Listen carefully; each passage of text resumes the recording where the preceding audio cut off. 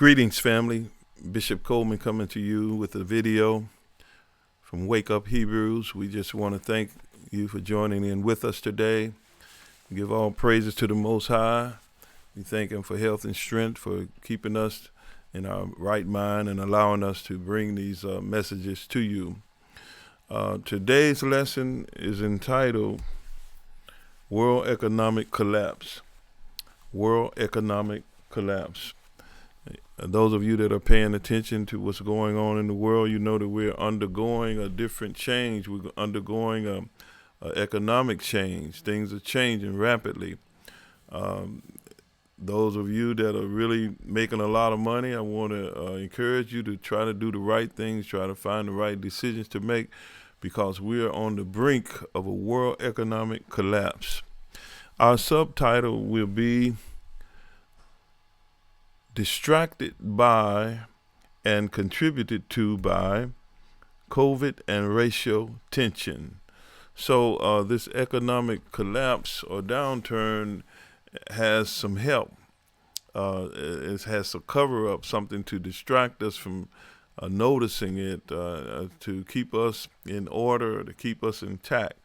So this economic collapse is real. It's not an illusion. It's something that's happening right even as we speak. All right, let's move on. Economic collapse. Let's take a look at what the economic collapse is. An economic collapse is a breakdown of a national, regional, and territorial economy that typically follows a time of crisis. An economic collapse occurs on the onset of a severe version of an economic contraction, depression, or recession, and can last any number of years depending on the severity of the circumstances. So this thing can last a long time depending on how severe it is. And it has to be pretty severe, because I don't think that we have undergone a worldwide economic collapse, everybody in the whole world at the same time. Now, we've always had poor countries that have suffered and always needed the help of other countries that were doing pretty well and faring pretty well. They have always been at our mercy, so to speak. All right, let's continue. The World Economic Forum, based in Cogny, Geneva, Canton, Switzerland, is an NGO founded in January of 1971. Remember those terms. Remember that acronym, NGO, and that date, 1971. The World Economic Forum's mission is cited as committed to improving the state of the world by engaging business, political, academic, and other leaders of society to shape global, regional, and industry agendas. Now that sounds like a pretty in-depth job that they have. And we're going to look at that a little bit closer, because it seemed like to me that the presidents and the prime ministers and all of individuals that are over these countries, that should be their job. They should be the ones that are taking care of all of these affairs. But look like we got an economic forum that's stepping in to rescue the world, so to speak, or to help the world through whatever the situation is that the world is getting ready to face. It's a forum of people, rich, mega rich people. These are the 1% of the richest people in the world. You know, there's some of the high name folk, like, it's names that I don't even care to. You all know some of these richest people that are in the world. Microsoft, Gates, and all them guys, and some of the individuals that are in charge of the MasterCard, and all these guys that over the all the mega money. That's what it is. I don't know them personally, but I just know that these guys are involved in the World Economic Forum. They are members, and they pay their membership fees that vary from $65,000 to $660-something thousand a year. All right, let's continue. We talked about the NGO. That was this system is a part of the NGO, which is a nonprofit organization that operates independently of any government, typically, whose purpose is to address a social or political issue. Hold on, wait a minute. Now, this is a world economic system that they a group of people that's apart from any government, but yet and still they're over the government. They guiding the governments and helping the governments and bailing out the governments. You know, this is pretty deep stuff right here. Um, all right. So the NGO, a nonprofit organization, it's a non-governmental organization that operates independently of any government, typically one whose purpose is to address a social or political issue. Social or political issue. So anything that they got issues. You know, the biggest way to get rich is to become a problem solver, become a troubleshooter. So they're supposed to be troubleshooters of the world. But what I think is going on here, you got a group of people that have capitalized on the hurts and the woes of the countries, and anytime that they catch them while they down, it's like a drunk man laying in the street and somebody come in and run his hand in his pocket and take all his money. That doesn't sound like that kind of organization. I hope that's not what it is. But anyway, all right, our dollar is in trouble. Our dollar is in life support, is in ICU. And it needs help. The dollar is in critical condition. And those of you that's been paying attention, you know that our money does not go as further as it used to go. So this economic collapse is on the horizon. We can't overlook it any longer. It's in our face. And those that don't want to look at it, don't want to see it, well, help yourself. But it has to do with your welfare and your family's welfare.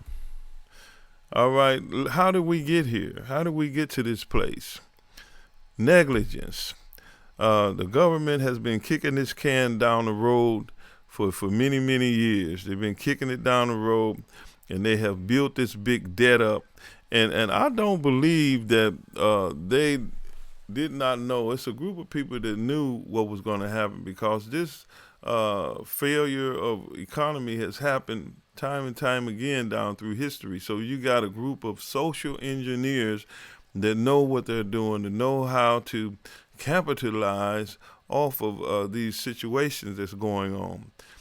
You know, socialism leads to a dictatorship, or it leads to tyranny. When you deal with socialism, everybody handing you everything and giving you everything. So they've kicked this can down the road. Now it's become so huge and so large, they can no longer kick it down the road. It's gotten too big to kick down the road. You know, it's too large. So now it's in their face. It's in the face of our Senate. It's in the face of the Congress. It's in the face of the president. It's in the face of the whole world, all the prime ministers all over the world, everybody that's in charge, anybody that's a leader. This debt is so large that nobody can kick this can down the road anymore. It has gotten too big. It's monumental. It's so huge. All right?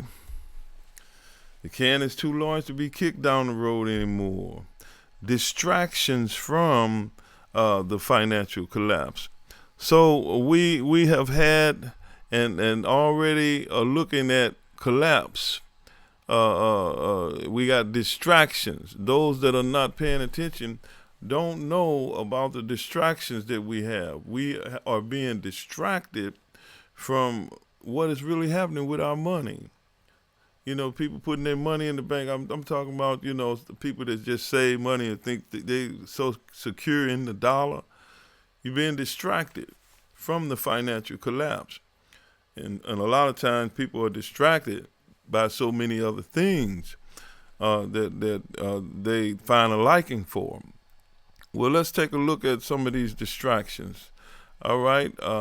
Number one distraction is the wildfires at this particular time. We got a lot of wildfires going on that's got the public distracted and don't know what to do. A lot of people have lost their homes. A lot of people have ended up being in a position to where, they don't know where they're going to stay. They don't know what they're going to do. So the wildfires is distracting people from the economic collapse at hand. Then racial tension, ever since these police, have gotten so sloppy with police brutality, that has gotten out of hand, and it's distracting the public from paying attention to the money. You only have a select few people that are paying attention to what's going on with the money, and the money is the livelihood of the country and of our lives. So racial tension, Black Lives Matter, this Black Lives Matter thing, somebody really knew what they was doing when they used that, because they know a racist person, when they hear that Black Lives Matter, they think that, we getting glorified. They think that we getting too much attention. So that angers them in and of itself to know that the whole world is crying and screaming Black Lives Matter. That we getting more glory than everybody. So they extra mad now. Okay, racial tension. Then we have the presidential election that's happening right now, and that's really causing a big stink. President Trump and Biden going back, character slashing one another, assassinating each of them's character and mudslinging and doing all what they're doing to try to get that seat. And I don't know why they want that seat so bad, because, you're going to have to be a puppet when you get there. You're going to have to do what you're told. And I believe they're going to choose whoever they want to put in there so they can forward their agenda. All right, what's the next distraction? The next one is the stock market. I believe that the stock market is being manipulated. They're putting money into the stock market to create an illusion that everything is fine, everything is going good. But my take on that is, how are you justifying the stock market going up when you got all the businesses that are closing, you got all the businesses that are laying people off, you got all of this money that's lost, the money that the people spend is so far down that we're going over into the negative. So how do you justify? Well, I believe that's a distraction. They putting this money in the stock market. $1 trillion has been placed in the economy, I believe, to bail us out or to rescue everybody. But every time that they infiltrate this money into the financial system, our dollar loses more value. So there's a lady that is considered the most powerful woman in the world. Her name is Christina, and she is the head of the IMF, the International Monetary Fund. She's over the International Monetary Fund. So she's over all of this money, the fund of all this money, the International Monetary Fund. So she knows how to deal in money. I believe she was a high official in the World Bank, so she's not just some little peon. They consider her as one of the most powerful women in the world because she's dealing with all the money that's in the world. I believe we're gonna play a little clip of hers. I believe she had something to say, and we're gonna play it for you and get a little bit more information about what her job is. Let's listen to what she has to say. The human costs of the coronavirus pandemic are already immeasurable, and all countries need to work together to protect people and limit the economic damage. This is a moment for solidarity. which was a major theme of the meeting today of the G20 finance ministers and central bank governors. There I emphasized 3 points. First, the outlook for global growth. For 2020, it is negative, a recession at least as bad as during the global financial crisis or worse. But we expect recovery in 2021. To get to it, it is paramount to prioritize containment and strengthen health systems everywhere. The economic impact is and will be severe, but the faster the virus stops, the quicker and stronger the recovery will be. We strongly support the extraordinary fiscal actions many countries have already taken to boost health systems and protect affected workers and firms. And we welcome the moves of major central banks to ease monetary policy. These are both efforts. They are not only in the interest of each country, but of the global economy as a whole. And even more will be needed, especially on the fiscal front. My second point is that advanced economies are generally in a better position to respond to the crisis, but many emerging markets and low-income countries face significant challenges. They are badly affected by outward capital flows, and domestic activity will be severely impacted as countries respond to the epidemic. Investors have already pulled $83 billion from emerging markets since the beginning of the crisis, the largest capital outflow ever recorded. And we are particularly concerned about low-income countries in that distress, an issue on which we are working closely with the World Bank. Third, what can we, the IMF, do to support our members? We are concentrating bilateral and multilateral surveillance on this crisis and policy actions to temper its impact. We will massively step up emergency finance. Nearly 80 countries are requesting our help, and we are working closely with the other international financial institutions to provide a strong, coordinated response for largest possible impact. We are replenishing the Catastrophe Containment and Relief Trust to help the poorest countries.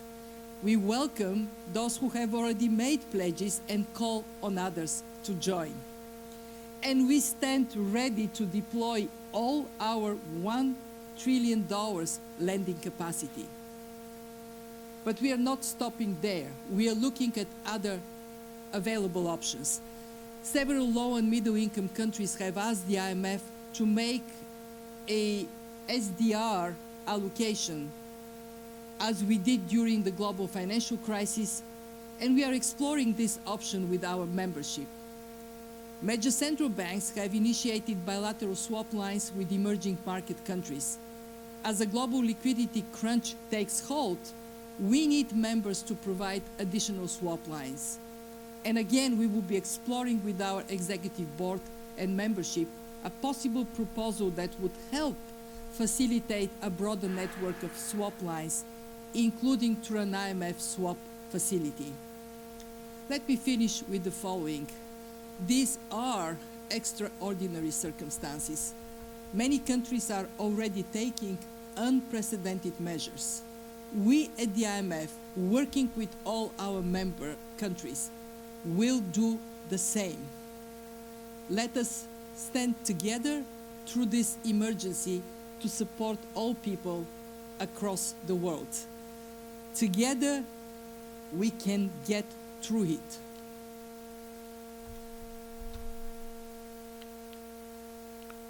Okay.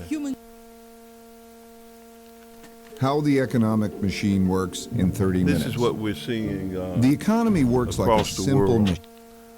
There's a lot going on, a lot happening, a lot is taking place with this economic situation. And we've got to pay attention.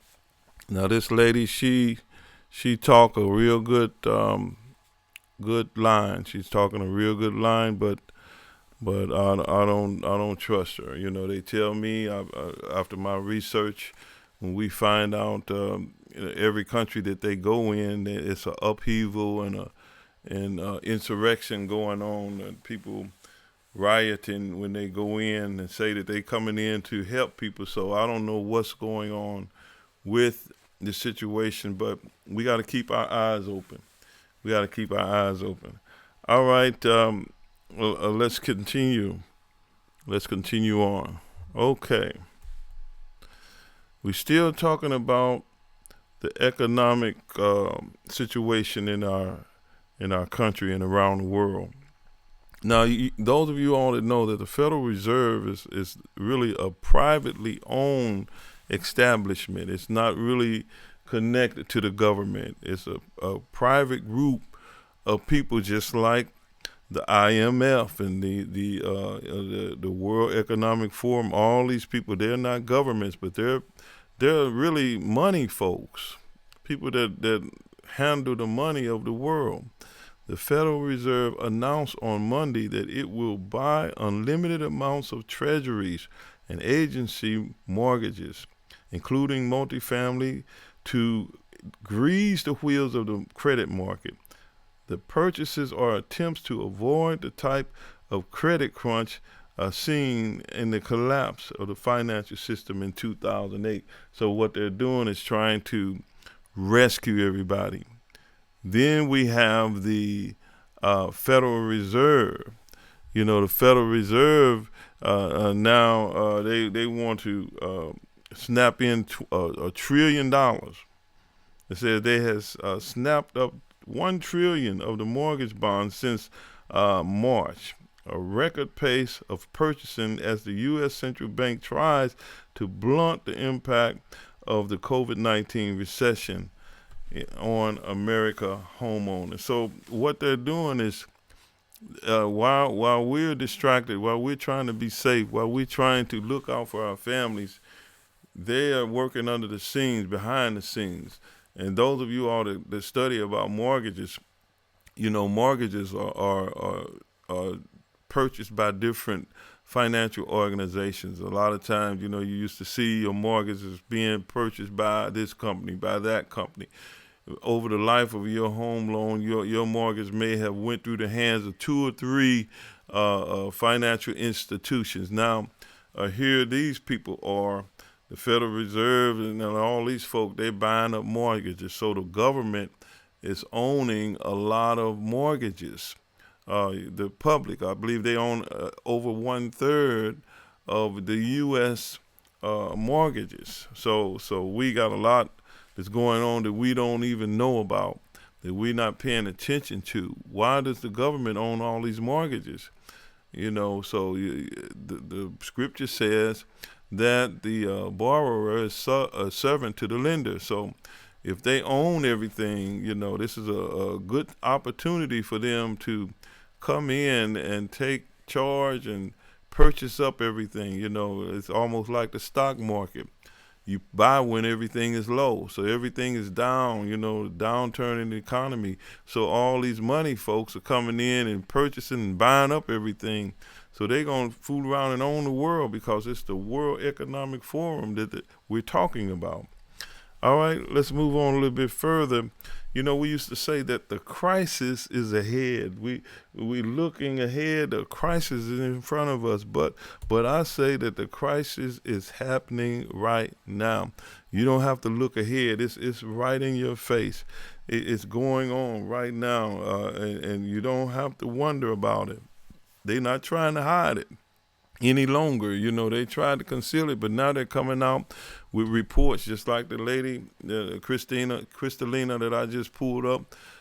She's coming out and giving us announcements and letting us know that everything is in shambles and something has to be done. So they got their superhero capes on, but really they got bandit capes.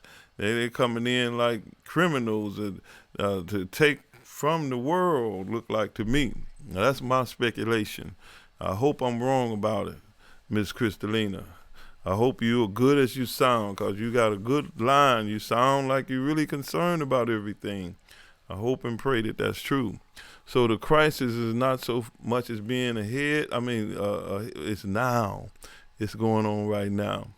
And, it's a big thing about gold, because the dollar, is about to die. It look like they, reading the rate of the dollar. He's on the emergency table. Look like he's on the operating table. And the question is, do you have any gold? But, I don't know if that's going to be the answer either. We're going to talk about that in a minute. I say you need you need more than just gold. Will gold really protect like they think it is? Do you have God? You might have gold, but you're going to need Yah. You're going to need the Heavenly Father more than you need gold. All right? The Fed is buying up a spree of 1 trillion rather. And there's no end in sight. They're buying mortgages all the way up to $1 trillion. Do you know how much $1 trillion is? Do you know how much that is? $1 trillion, for instance, $1 million is 1,000 thousand. You got 1,000 thousand, like 999,000. One more thousand give you 1 million. All right. 1 billion means you got 1,000 million. So you got $999 million. One more will give you $1 billion. All right, $1 trillion. If you got 1,000 billion, that gives you $1 trillion. So if you got $999 billion, one more billion will give you $1 trillion. Can you imagine how much money that is? That's a lot of money that they are buying up all of these mortgages. So they're going to own all the land in a minute. They're going to own all the houses, all the property. And they're not just doing it in America, they're doing it all over the world. So can't you see the one world government formulating? After they get all this, they'll become a government. Can't you see? Do you see? All right. Let's move on a little bit further. 1971, that's the date that I told you all to remember. Now, in 1971, the government held a $35 per ounce price until August the 15th, 1971, when the President Richard Nixon announced that the United States would no longer convert dollars to gold at a fixed value, thus completely abandoned the gold standard. So now, Miss Kristalina, their organization was formulated in January of 71. Okay. 1971, January, the IMF was formulated, the International Monetary Fund. And in August of 71, Nixon took the money off the gold standard. So that's letting you know those dates kind of clicking together. So it's not like they did this by luck. This is a planned situation that's going on right before us. Okay, so that lets us know that the dollar is getting ready to pop. It's a bubble. The U.S. government seized all the citizens' gold in 1930 and during the 30s. That's during the time of the Depression. 29 on through, they coming out of the Depression. But during that time, gold was seized by the government because, during the cowboy days, folks had $20 gold pieces. People, they used gold. They would go and dry pan, wet pan to find gold, and they would use it to make purchases. Back in those days, 1800s coming on in, but all this gold, now the government seized all this gold in the 30s. Now, what did that tell you? That's during a downturn when they seized it. Now, people talking about buy gold, I don't trust them. I don't trust them. If they seized it one time, can they seize it again? So, the U.S. government seized all citizens' gold in the 1930s. If it happened around the economic depression, that means it can happen again during our economic downturn. So, and another thing I want to remind you of is that, most of the time when you purchase gold or get into gold, a lot of times you don't have the physical gold. You have certificates saying that you own so much gold. So that's kind of iffy too. All right? Currency collapse and economic downturn is blamed and concealed by COVID. So they got to have something that they use. I believe this thing is all about money and power. That's what it's boiling down to, and all the lives that's going to be lost, that's just a stepping stone to their end where they're trying to go. Because their philosophy is never let a catastrophe go to waste. You got to use it to get toward your end. All right?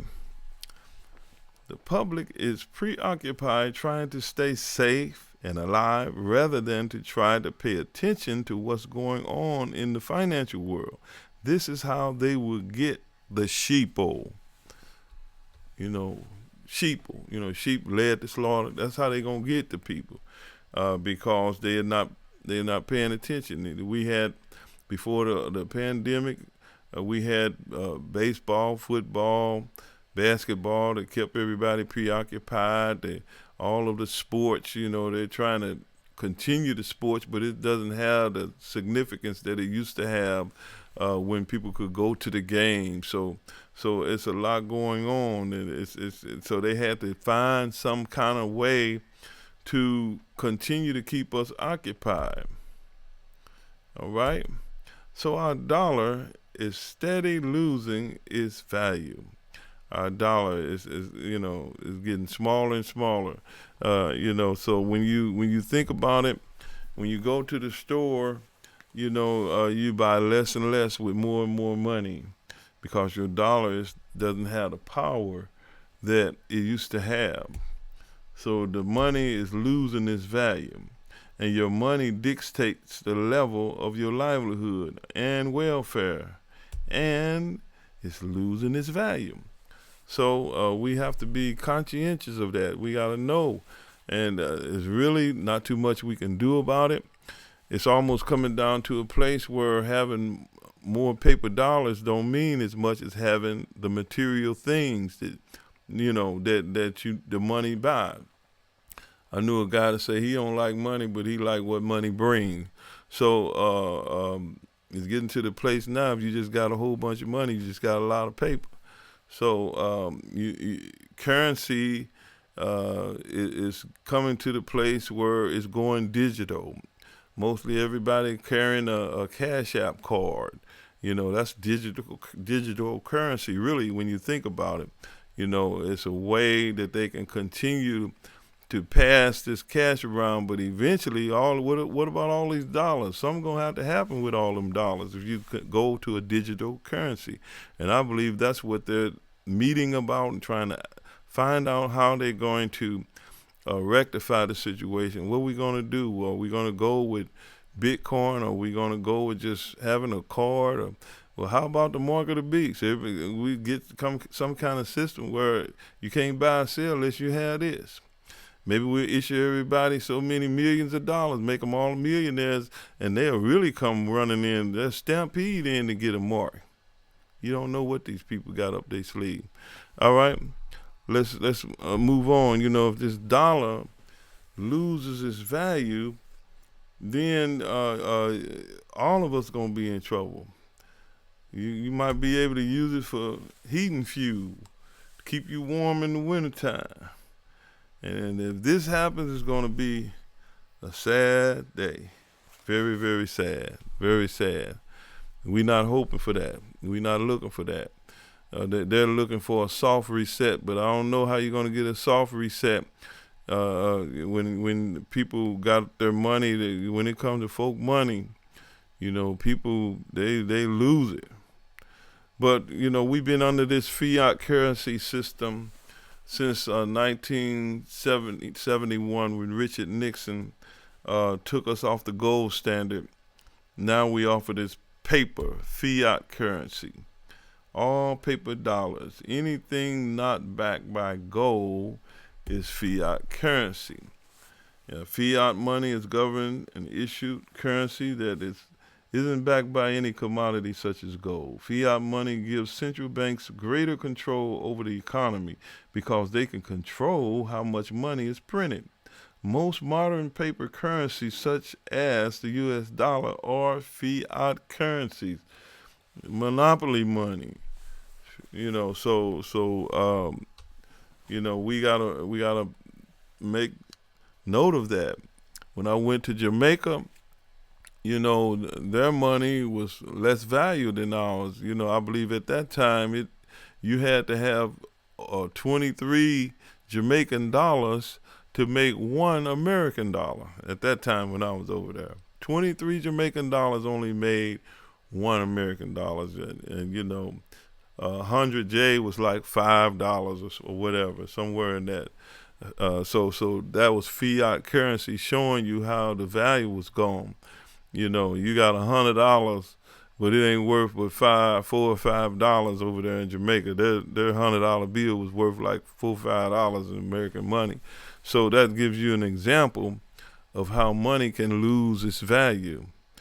Okay, so they are at liberty to print as much money as they want, and this is what they did during the stimulus when they printed up all these all these billions of dollars and put it into the economy to try to jumpstart the economy. But when they did that, our dollar had less buying power. When they printed up all that money, it did this to our dollar. It made our dollar value go down. So we have to know what's going on with this system that they're doing. Okay? All right? So will our dollars or our money be worth the paper that it's printed on? Who knows? I hope so. Or else you just have to use it for toilet paper. But I don't believe it'll just go all the way down to nothing. Worst comes to worst, they'll probably say, well, you bring your money, bring us $100 and we'll give you $40 or $50 or something like that. Something crazy like that. Or either they'll do it with the price of things. You go and buy a loaf of bread, whereas it used to cost $1.50, it might cost $25 for one loaf of bread. We don't know how they're gonna do it, but something is getting ready to happen. I hope I'm wrong about all this, but we got to be realistic. So they printing up all this money until it's almost breaking through the ozone layer. If you stacked it up so high, all them trillions of dollars go way up in the air. So that's how high inflation could go during this economic collapse. So for the rich, this is an opportunity for them. They can buy up everything like they're doing now. They're buying up all the mortgages, buying up all the property. All these businesses that are closing. Somebody's buying all that stuff. Somebody got the mortgage. Somebody's holding the mortgage on it. So it's an opportunity for these people. They're not really concerned about the welfare of the poor people like that lady was talking. They come on now. Let's be realistic. Just go over there and talk to the poor people. They'll tell you themselves. You can just look at them, how destitute they are. They ain't getting too much help from nobody. All right? So they're printing up money, and it's out of hand. So capitalism has gotten top heavy. Did you hear me? Capitalism has gotten top heavy. When something gets top heavy, it's easy to topple over. It's easy to fall. The capitalism has gotten to the place where they own almost everything. They own the utility companies, and they own the judicial system, the justice system, the weapons. They the ones that you got to buy your ammunition. You got to go to the folk. They got all the money. They own all. They own the army. They own everything because they done loaned money to the warriors and the military. So capitalism has got to a place where something has got to happen. Something got to be done about this. And the Most High is going to have to do it.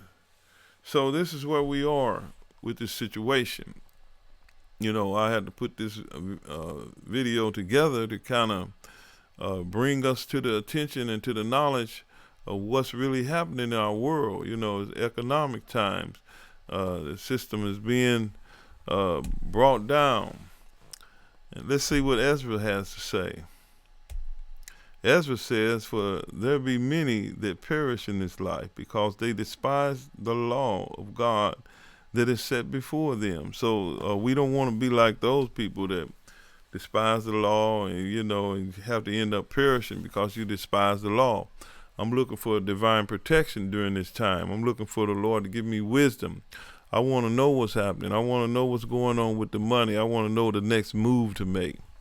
Then it says, "For God has given straight commandment to such as came, what they should do to live, even as they came, and what they should do and to observe to avoid punishment." So don't you want to avoid punishment?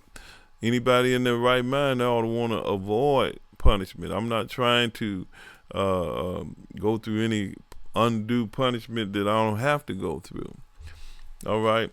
"Nevertheless, they were not obedient to him, but spake against him and imagined vain things, and deceived themselves by their wicked deeds, and said of the Most High that he is not, and knew not his ways." So we got to learn the ways. We got to learn his ways. We got to study to show ourselves approved. Right now, to me, I'm not really worried about all this. I'm just sharing information with you because it's my responsibility to share this kind of information with you, not to just keep you in a place where you don't know what is going on in the world. You need to know what is going on. You need to know that the word of the Most High is being fulfilled. And it is being fulfilled right now with all these things happening and unfolding. It's just written in the word. So we can't be ignorant of that. All right? "But his law have they despised, and denied his covenant and his statutes. They have not been faithful, and have not performed his works." It'd be just like a lot of times, you know, when you're talking about things that get the people's minds and attention, because a lot of people, they want to know what's going on with the money. But when you start talking about the scripture, they turn the video off. They, you know, "I don't want to hear all that," you know. Well, this is what you need to hear. This is the best part now, because this is letting you know what to do by getting in its word. It says, "But his law have they not despised, and denied his covenant. In his statutes have they not been faithful, and have not performed his work." So there's a consequence for that. "And therefore, Ezra, for the empty are empty things, and for the fool are fool things." If you all are like me, you pretty fool. You're full of his spirit. "Behold, the time shall come that these tokens which I have spoken these shall come to pass, and the bride shall appear, and she coming forth shall be seen, that now is withdrawn from the earth." That's talking about the believers. That's talking about us. That's talking about the chosen ones and those that are washed in his blood. It's talking about we're going to be withdrawn. We're not going to be punished like the world. You know, this is our time now. This is not a time to think that all is lost for us. You know, it's a bad thing to think that you have all the control of the world. The Bible says, "What does a man profit if he would gain the whole world and lose his soul? Or what shall he give in exchange for his soul?" This is a bad time to think you got it all together like that, as to think that, nothing can harm me. I'm just gonna go and try to purchase up everything. I'm gonna be the boss with the hot sauce on this one. No, the Most High, He's got this thing. All right, let's continue. And whosoever is delivered from the foresaid evils shall see my wonders. Don't you want to see His wonders? I sure do. I don't want to be one of those that miss out on what He's doing. Let's look at that scripture one more time. And whosoever is delivered from the foresaid evils shall see my wonders. So I want to see the wonders of the Most High despite what's going on in this world. These are perilous times, terrible times going on. So I'm getting ready to close, and I'm going to share with you a little writing that I wrote up as I get ready to go off. As I get ready to go off the air, you can look at it, read it. I'm not going to read it to you. I'm just going to go off in silence. So I'm going to say peace and shalom to all my sisters and brothers.